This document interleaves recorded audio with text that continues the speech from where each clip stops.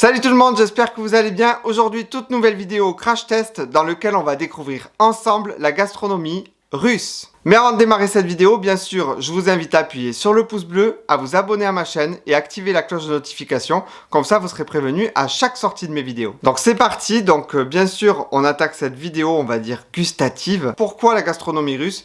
Ben écoutez, tout simplement, j'ai toujours été curieux des gastronomies dans le monde. Donc pour ceux qui ne savent pas, Nice est une ville dans laquelle il y a une très grosse communauté russe. La communauté russe a sa propre église, donc une église orthodoxe russe, que je vous mets la photo ici. Si vous avez l'occasion de passer sur Nice, mais n'oubliez pas de passer voir cette église qui est sublimissime. Donc c'est parti, mais avant toute chose, mettons une tenue de circonstance. Tada! Donc là c'est parti, ben écoutez, on est habillé de vêtements, on va dire, locaux. Je pense que je suis équipé pour partir en Russie. Non, je trouve cette chapka mais sublimissime. Je remercie mon amie Sabrina de me l'avoir prêtée. Donc c'est parti, et là on démarre avec le tout premier aliment.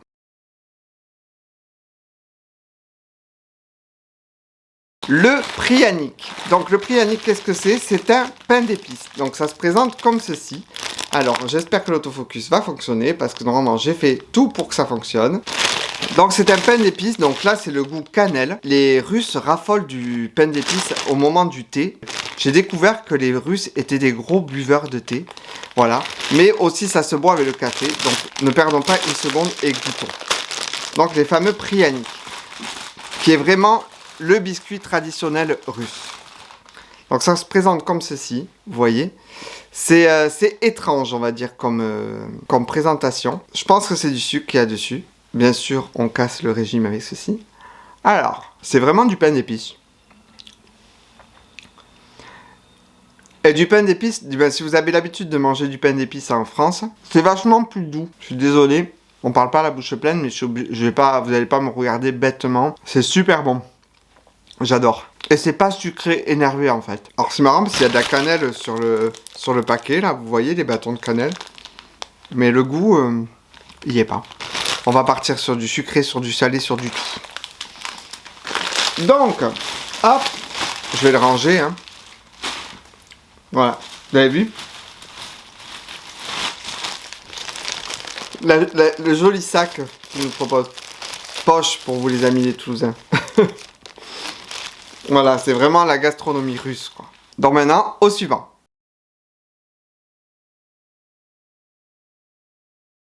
Le cabillaud jerky. Écoutez, c'est ceci.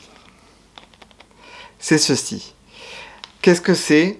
C'est tout simplement de la morue séchée. Je ne suis pas fan de la morue, mais bon. Le cabillaud jerky, c'est un snack salé à base de morue séchée et découpé en sticks.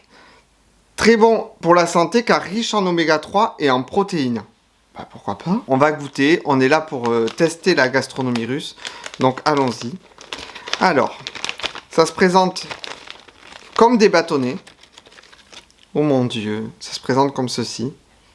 Voilà. J'essaie de faire l'autofocus. Voilà, comme ceci. C'est parti.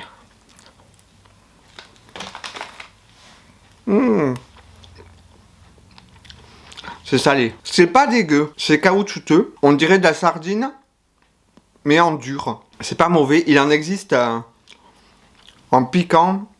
Il y a vraiment tous les goûts. J'ai préféré nature parce que je voulais pas prendre de risques, les amis. Déjà que pour moi, le poisson, c'est compliqué. Alors séché, n'en parlons même pas. Écoutez, c'est bon. Et donc ça, ils mettent ça dans les salades ou à l'apéritif, du moins avec une bonne bière ou un verre de vin. Je pense pas qu'ils boivent du vin, les Russes, entre nous. Peut-être qu'il y a du vin russe, hein, j'ai raté un épisode. En tout cas, j'en ai pas trouvé là-bas. Après, au suivant.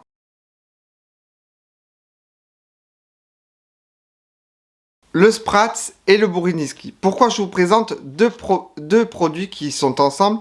Tout simplement parce qu'ils se mangent traditionnellement ensemble. Donc le Spratz, c'est ceci. Donc on reste toujours dans la poiscaille. Qu'est-ce que c'est? Donc le Spratz est un petit poisson de la famille des sardines qui ressemble d'apparence au hareng. Il est aussi appelé menuise, anchois de Norvège. Les Russes en raffolent à consommer tel quel ou à l'apéro ou en salade. Et le Bouriniski, c'est ceci, donc qui est ni plus ni moins le pain traditionnel russe. Donc c'est à base de farine de seigle. Il y a du coriandre apparemment à l'intérieur. Voilà, je vais vous dire ça tout de suite. Écoutez, je prends mon anti-sèche. Voilà, farine de seigle, levure et sel. Borodinski contient du malt de seigle, mélasse et de la coriandre. Le Borodinski est le pain russe par excellence qu'on met la baguette en France. Il suffit juste de couper une tranche de pain et de mettre les sprats dessus. Écoutez, nous allons goûter ça. Alors je vous assure, ça pue. Déjà le pain il pue. Voilà, donc ça se présente comme ceci. Vous voyez, on dirait vraiment un petit gâteau. Donc, j'ai la petite assiette des familles. Très, très russe aussi, très, très slave l'assiette. Hein. Donc on va couper une tranche. Voilà. Ah, c'est extrêmement dur. On dirait... Ah, c'est bizarre. Hein. Il est vraiment... C'est très compact. Donc écoutez, je vais même goûter tout seul. Écoutez, c'est pas très bon. On va essayer de sauver le truc avec ça. Alors moi, j'aime bien les sardines. Alors s'ils me vendent de la sardine, écoutez. Si c'est entre la sardine et l'anchois, je veux tester. Alors, on va ouvrir sans faire de conneries, bien sûr. Donc c'est dans de l'huile. Ouh, que ça pue! Ok, ça ressemble à une petite sardine. On va poser ça. Voilà. Regardez à quoi ça ressemble. C'est vraiment le petit poisson posé sur la tartine. Alors, on va mettre tout ça comme ça et on va goûter.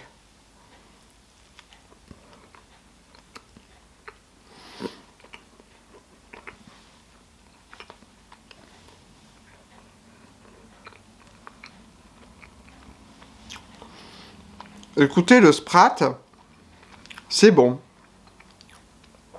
Avec le pain, ça passe. Mais ce pain est vraiment pas bon. Hein. On a l'impression de manger un pain trop cuit. Ou un gâteau trop cuit. Vous voyez, c'est... Écoutez, c'est pas mal. Hein.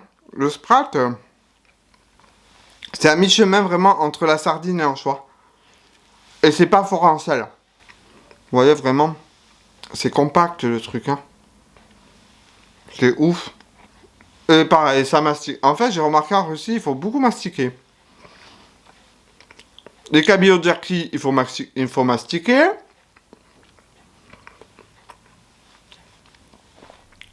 Oh, mazette. Excusez-moi, je parle la bouche pleine, mais bon, je veux pas que la vidéo elle dure 3 heures non plus. Belle découverte au niveau des sprats, mais alors le pain traditionnel russe, c'est ni fait ni à faire. Vraiment, ou alors c'est parce que j'ai acheté de l'industriel, peut-être que on va dire que le traditionnel est bien meilleur. Mais bon, voilà, je ne suis pas du tout fan. Le coriandre, on le sent pas. Voilà, on a l'impression que c'est un pain sans goût qui est trop cuit. Voilà, tout simplement. Prochain produit.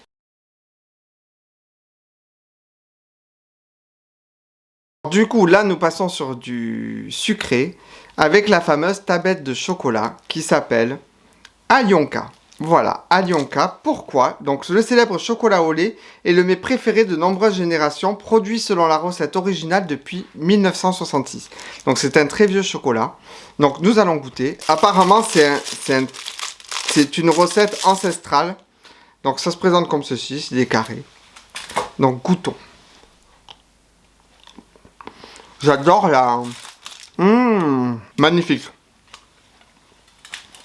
Magnifique. Le packaging est russe au possible. Hein. C'est du chocolat au lait. Tout simplement. C'est un des chocolats au lait les plus connus en Russie. Il me régale. Hein. Super bon. Écoutez, je suis pas déçu jusqu'à maintenant. Donc le chocolat au lait, Alyonka. Prochain produit.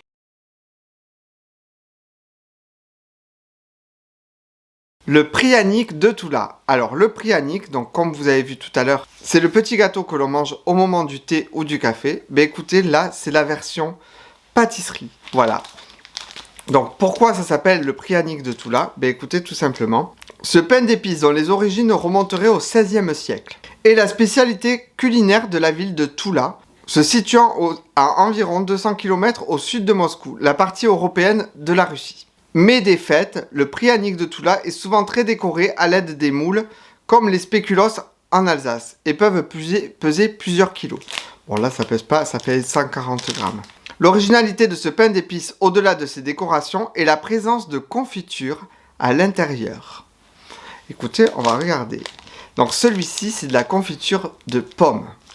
Ce n'est pas marqué, mais c'est la dame qui me l'a dit.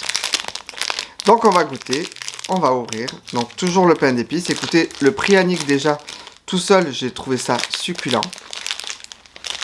Donc là, c'est se présente comme ceci. Alors c'est joliment décoré. Voilà, si je peux vous le montrer, voilà, c'est vraiment comme ceci. C'est mignon tout plein. Ça sent bon. Ça sent bon. Écoutez, à la guerre, on va couper. On a été coupé, désolé. Donc je vous représente le Prianic de Tula, donc c'est joliment décoré. Bon, je vais essayer de couper un petit bout pour goûter avec vous. Donc c'est un peu dur. C'est un peu dur. Donc on voit la ganache à l'intérieur. Mais alors sec. Hein. Vous voyez la ganache à l'intérieur. Donc c'est cette fameuse ganache qui serait la pomme. À la guerre comme à la guerre, on y va.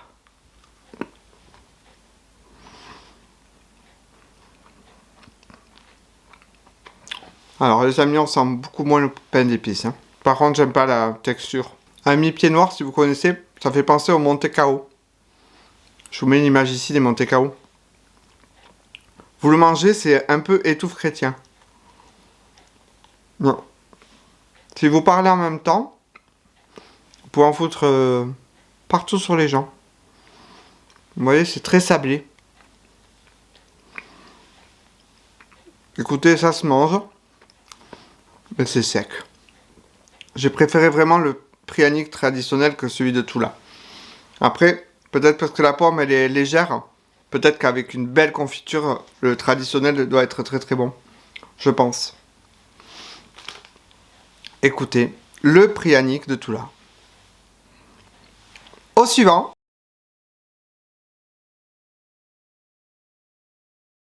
L'alva. Alors l'alva, c'est un mets qui est connu beaucoup, on va dire, dans les pays orientaux, beaucoup au Maghreb par exemple. Et les Russes sont très friands du halva. Alors ça se présente comme ceci. Voilà. Ça ressemble, on va dire, à du sable compacté. Voilà. Alors qu'est-ce que c'est que le halva? Parce que j'avais la connaissance du mot halva. Je savais que ça faisait partie de la gastronomie, on va dire, orientale. Mais j'en ai jamais goûté réellement. L'halva est très répandu en Russie, avec également comme principal constituant la pâte de graines de tournesol au sirop de sucre. Ok, donc là on est dans le sucre.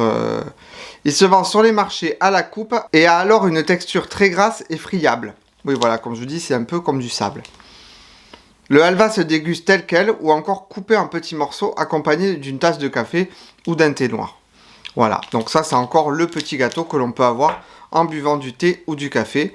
Alors la vendeuse m'a dit que pendant la période de l'Union soviétique, vu qu'ils n'avaient pas assez d'argent pour s'acheter, on va dire, du chocolat, ils mettaient ça en fait entre deux tranches de pain et ça faisait office comme des barres de chocolat.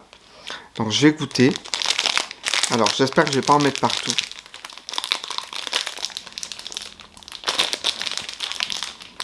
J'espère que je vais pas en mettre partout. Alors au niveau de l'odeur, waouh, waouh, ça sent le nougat. Alors moi je suis fan des nougats. Hein. Amis de Montélimar, envoyez-moi du nougat. Alors, hop, j'essuie un peu le couteau. On va couper un petit morceau. Toujours équipé. Hein. Alors, ok, d'accord, ça en fout partout. Super. Vous voyez ? Voilà, j'en ai découpé un peu, ça se casse en 1000 morceaux.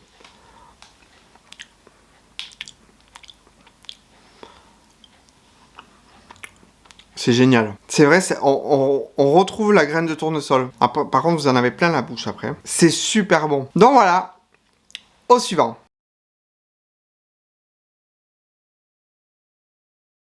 Le zéphyr. Alors, qu'est-ce que le zéphyr? Ben écoutez, je vais vous dire ça tout de suite. Donc, le zéphyr, c'est ceci. Donc, c'est ni plus ni moins, ça ressemble beaucoup à des meringues. Voilà. C'est des meringues roses et blanches. Voilà, elles sont bicolores. Le zéphyr est une confiserie russe populaire qui est traditionnellement fabriquée en fouettant des fruits rouges ou de la purée de fruits avec du sucre et des blancs d'œufs. Donc, normalement, ça devrait être en fait de la meringue, mais aux fruits fruités. Donc c'est très joli, il y a une petite, la petite tour Eiffel, voilà. Donc les Russes qui aiment beaucoup la France, hein, et beaucoup la Côte d'Azur aussi. Donc on va tester. Alors je suis pas fan de la meringue, donc je vous... Ah mais c'est mou. C'est mou. Écoutez, c'est la première fois que je goûtais de la meringue molle. Donc vous voyez, c'est blanc et rose, je sais pas si vous le voyez, mais bon. Ah, on goûte.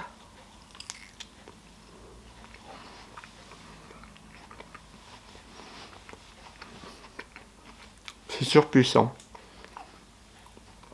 Si vous aimez la fraise, c'est de la meringue à la fraise. Oh là là. Mais c'est mou. Je suis pas fan de la meringue nature, mais là, au niveau du goût, si vous aimez la fraise, ça fait penser la fraise tagada. Ça fait vraiment penser goût fraise tagada. Bah écoutez, si avec ça, j'ai pas ma dose de sucre. Donc là, ça y est. Prochain et dernier produit.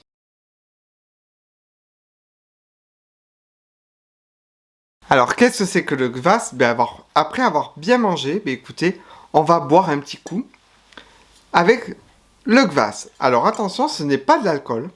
Ce n'est pas de l'alcool, c'est une boisson traditionnelle russe. Voilà. Ne vous attendez pas à ce que je vous sorte la vodka, je déteste la vodka. Donc, ça sera sans moi. Donc, j'ai demandé à la dame du magasin. Elle m'a donné cette boisson. Le kvass est une boisson traditionnelle russe à base de pain, qui existe depuis plus de 1000 ans. En Russie, le kvass traditionnel est plus souvent fabriqué à partir de pain noir. Donc le pain de tout à l'heure que j'ai mangé avec les sprats. Voilà. Donc en fait, la boisson est fabriquée à partir de ce pain dégueulasse. Je suis pas sorti de l'auberge. Mais parfois, à la recette, on ajoute des baies et des fruits frais ou secs. Bon, et bien écoutez les amis, on va goûter. Alors, où est-ce que j'ai mis mon petit ouvre-bouteille? Donc, ça se présente comme une, on va dire, une bouteille de bière. Donc, on va ouvrir. Donc, c'est censé être acidulé. J'espère que ça va pas me péter la gueule, cette histoire. Non, ça va. Alors, on va goûter.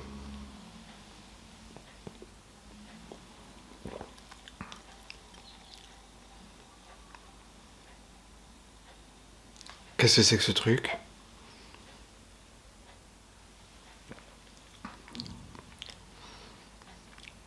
Je ne saurais pas quoi vous dire quel est le goût. C'est bon. Alors que le pain, c'est dégueulasse.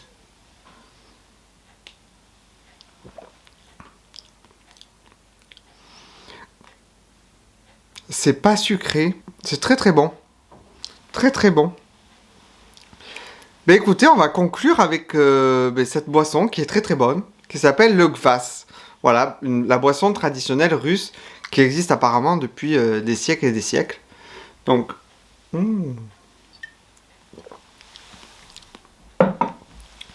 qu'est-ce que je peux vous dire? Ben écoutez, belle découverte, la gastronomie russe, je ne connaissais pas du tout. Après, j'ai essayé de trouver, on va dire, des produits qui changeaient un peu de l'ordinaire. Après, j'ai vu dans ce magasin, j'ai vu des conserves et tout ça, mais j'avais pas envie de vous présenter des conserves avec du poivron à l'intérieur. Ça avait aucune originalité. Voilà, j'ai vraiment cherché des produits un peu originaux qu'on n'a pas l'habitude de voir en France. Voilà, en tout cas, cette vidéo m'a plu à tourner. Voilà, vraiment. J'aimerais vraiment en faire un rendez-vous quotidien, quoi, la gastronomie du monde. Donc, j'espère que cette vidéo vous a plu. N'hésitez pas à me le dire dans la barre des commentaires. Je me ferai un plaisir, bien sûr, de vous y répondre. On n'oublie pas, bien sûr, de me suivre toute la semaine sur mon compte Instagram que je vous mets juste ici. Je vous notifie aussi tous les produits quand je trouve les liens, bien sûr, dans la barre d'infos. Et sur ce, écoutez, prenez soin de vous, prenez soin des vôtres. Et je vous dis à la semaine prochaine. Das vidania.